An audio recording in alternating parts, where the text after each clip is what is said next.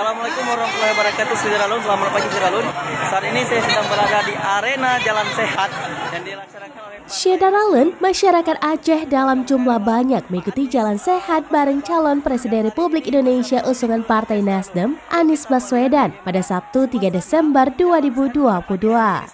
Kegiatan ini merupakan rangkaian agenda Anies Menyapa Aceh. Meskipun sebelumnya mendapat diskriminatif berupa pelemparan telur busuk oleh orang tidak dikenal.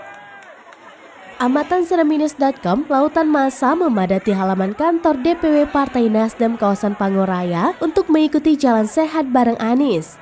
Jalan Sehat ini mengambil rute dari kantor Partai Nasdem Aceh ke lapangan sepak bola Panguraya yang hanya berjarak 200 meter.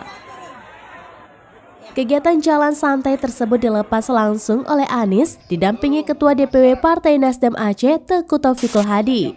Pada acara itu Anies sempat menyampaikan sambutan yang pada intinya mengajak masyarakat Aceh untuk terus mengikhtiarkan perdamaian yang ditandai dengan adanya rasa keadilan.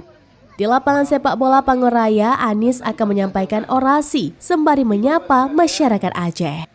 Perdamaian itu tidak ditandai sekedar dengan tiadanya konflik, tidak ditandai dengan tiadanya kekerasan.